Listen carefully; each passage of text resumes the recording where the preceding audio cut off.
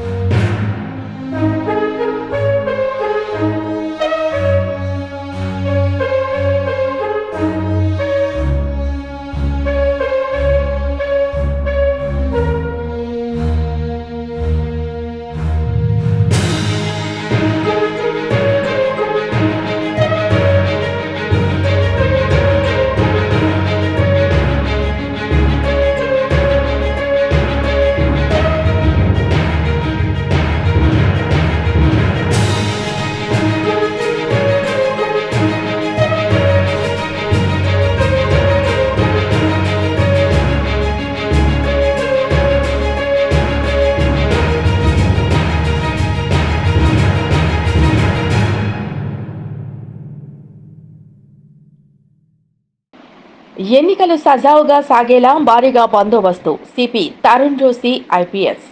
Malkajgiri parliament పరిధిలోని పలు reception సెంటర్లలో ఎన్నికల ఏర్పాట్లను పరిశీలించారు కమిషనర్. లోక్సభ ఎన్నికల నేపథ్యంలో క్షేత్రస్థాయిలో భద్రతా ఏర్పాట్లను మరియు ఎన్నికల నిర్వహణ ఏర్పాట్లను పర్యవేక్షించడానికి రాచకొండ కమిషనర్ తరుణ్ జోషి సైనిక్పూర్ భవన్స్ కళాశాల, సరూర్ నగర్ ఇండోర్ స్టేడియం, గుర్రగూడలోని స్ఫూర్తి కళాశాల, మేడ్చల్లోని హోలీమేరీ కళాశాలలోని ఎన్నికల ఏర్పాట్లను పరిశీలించారు.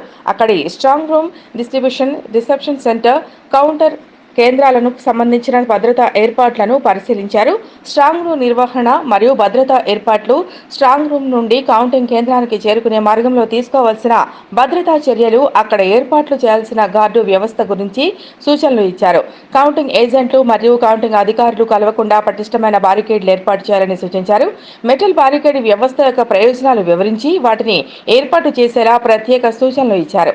అవసరాన్ని బట్టి పలు వరుసలలో కౌంటింగ్ టేబుల్ మరియు రిసెప్షన్ సెంటర్లు ఏర్పాటు చేయాలని ఆదేశించారు.